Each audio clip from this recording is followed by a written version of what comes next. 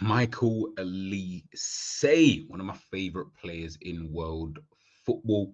There's been news. There's been a bit of news. And of course, listen, the transfer window is over now, so nothing's going to happen anytime soon. But there has been a little bit of news that Michael Olise might potentially be the Salah replacement once he leaves, of course, the football club. Now, as I mentioned before, you guys already know that's my guy. Do you know what I mean? Like, there is no two ways about it. If I had to pick a right winger, in order for Liverpool to sign when Salah finally does leave the football club, it will be Michael Olise. I think his development over the years at Reading and then obviously coming to Crystal Palace, even at Crystal Palace, when he first come in them first, like, would I say couple of seasons, would I say, obviously blighted by injuries and all that kind of stuff. And you didn't really know how good he was going to become. Like, you didn't know if he's going to be able to hit the targets that, he can hit, kind of thing. And I actually think he, not even, I won't say surprised, but I do think it's a little bit like, oh, he's that good now. All right, fair enough. Do you know what I mean? I don't know, looking at him from when he was at Reading and then obviously Crystal Palace, and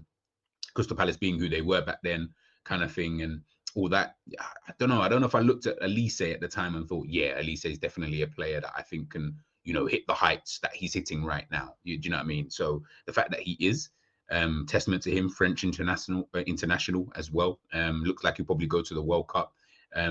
So yeah, I think the kind of level of player that he is, it makes sense that Liverpool would be potentially looking at someone like him. I'm sure Liverpool have got like a load of players that they think could potentially take over Mo Salah. Also, as well, if Mo Salah was to stay the 2 seasons at Liverpool to see out his contract, I do think that you're then looking at potentially any players who maybe are on the periphery, but then have an amazing 2 seasons, and then Liverpool think, you know what, we can spend the big bucks, on these kind of players. So yeah, when I'm looking at Lise, he for me is the one player, in terms of realistically, obviously, really, I would like to have Lamine Yamal, or even Bukayo Saka, as well as two other players that I would definitely think of. But Elise for me, yeah, he probably would have to be, if I'm being honest, the kind of one player. And it's interesting because one, I don't think the right wing market is all that. There are players, there are decent players, but again, I'm trying to think of Liverpool being in the position that they're in, at this current moment in time. Would some of those players be the kind of players that we should be going in for and stuff like that?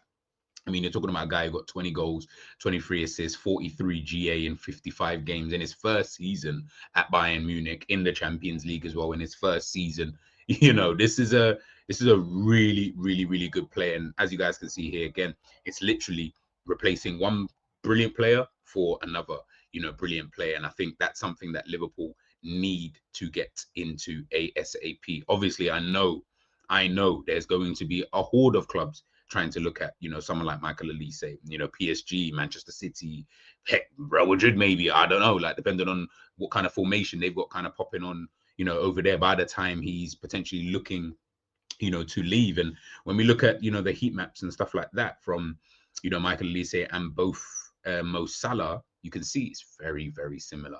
Very, very similar in terms of their playing style, in terms of what they do best, the positions that they kind of take up. You can see it's kind of identical. Yes, maybe Salah a bit more. You can see in the 24-25 season, a bit more closer to goal. And obviously he's spoken about that. But yeah, I'm looking at it and I'm like, eesh, yeah, this is like, you're looking for a replacement. You're looking for a guy who can come in and take over the mantle, I would say, of a Mo Salah. And in my eyes, that it has to be Elise, man. I just can't think. You're talking about, like, you look at style of play, right? And again, this is just a little note here. Combines flair with sharp acceleration, quick turns, and deceptive body movements to beat defenders. He possesses exceptional dribbling skills, use quick acceleration and change of pace to glide past opponents, silky touch and deceptive feints, often leave defenders flat-footed. He has excellent vision, allows him to play through balls behind the opposition defenses and exploit spaces. He's got the ability to make precise, penetrating passes and crosses, which makes him a significant creative threat. And you can kind of see even here, I mean, you guys already know, and listen, I've done a video looking at, Michael Olise and his style of play, so you guys can go and check that out and kind of, I guess, decipher really for yourselves, really. I could tell you till I'm blue in the face, if that's even possible, but I could tell you, forever, yeah, this is the guy, this is the person that, Liverpool need to go out and get. kind of thing. But, you know, some people may not believe that. Some people may feel that there is maybe another player that Liverpool, you know, should potentially be going for. And I'd love to know any names that anyone's gone that they've kind of got there. Let me know. Let me know ASAP, please. But you can see again the positions and stuff that he takes up in certain games. You know, playing with Kane, Musiala again. I would love if he said, yeah, Musiala and Olise, you know, next summer that those are the two players that we signed to spend another 200 and something mil. Yo, Liverpool will be on a different stratosphere. Musiala in Liverpool, ridiculous. With Olise, Florian Wirtz in behind and that, with Isak up front. Don't piss me off. Do not piss me off. That would be ridiculous. And you know, I look at Bayern Munich and I like their forward line. Do you know what I mean? Of having Kane, Olise, and Musiala for me is like one of the best. Got some of the best. Got best striker, but arguably the joint best striker alongside Erling Haaland. You got one of the best right wingers. You got one of the best attacking midfielders or just forwards in Jamal Musiala. Someone who can play left, can play through the middle, right, central midfield, DM. He's played so many different positions. Very, very versatile. Can play all those positions really, really well as well. But yeah, when we're looking at Olise, again, like I say, this is just kind of showing everybody, like, look, this is a player who likes to play. One thing I like about Olise is, and one reason why I feel like maybe Liverpool would be in for him is that obviously we're so used to the way Liverpool played, obviously under Jurgen Klopp. Now, obviously when Arne Slot come in, he changed it a little bit. We slowed it down, but remember we were playing at 100 miles an hour. So he slowed it down to maybe like 70 to 80 kind of thing. So still quick, still over the speed limit, but it's okay. You're slowing it down a little bit. So I don't know, looking at some of the players that Liverpool have signed already, you know, and players like Isak, Ekatike, Florian Wirtz, and stuff like that. Are we potentially trying to change that? I keep saying it a million times. For me, he's looked at the PSG as a blueprint.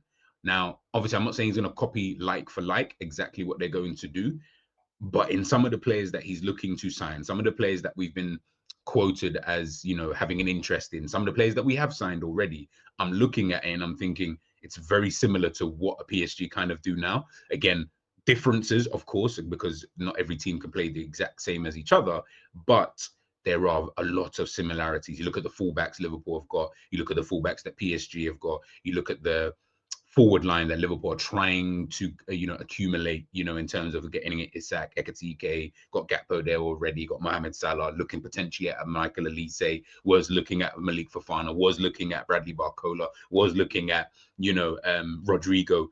Somebody, Barcola, they're all ball to feet players anyway. They're not really players I'm like, yeah, they're going to get in behind. And to be honest, I don't like, we can forget that football. I prefer it this way anyway. Ball to feet, let's play some football. And when you've got quality, trust me, that football will come to fruition. As we saw with PSG, exactly that. Do you know what I mean? The only difference, as you guys probably noted as I spoke there, is that I didn't mention the midfield because our midfielders are not the same as their midfield. That's the difference. And I think that's one of the problem areas in my personal opinion. But that's a story for, you know, for another day when it comes to that. But yeah, man, Olise, I just think that, you know, the positions he likes to take up, sometimes he's not, what I like about him, and again, that might change at Liverpool. What I like about him is look at the areas of the pitch that he picks up the ball. I know this is for Crystal Palace, but it's very similar to what he's already now doing, you know, with Bayern Munich. It's like, he's not really a winger. He's not someone that you can, in my opinion anyway, you don't sign Michael Olise and say to him, do the Salah role, stay out wide, we're going to isolate. No.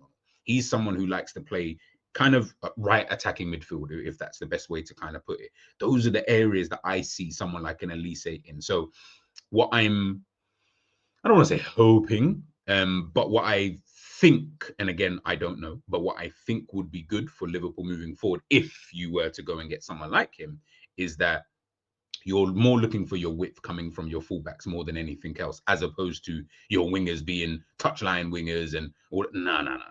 I feel like that's starting to get a little bit played out anyway, to be honest with you, because from when some of the top teams are winning things, PSGs and Man Cities and stuff like that, they're not really touchline wingers like that. Yeah, I'm saying they got players who are close enough to that striker, and you can see here with Michael Olise, that was what he was all about. And that's why I look at someone like him and I think to myself, wow, if Liverpool were able to get a player of that immense quality into the team, flipping it, you know what I mean? Like, Mo Salah is Mo Salah and he will always be Mohamed Salah, but whew, yeah, it's different gravy over there.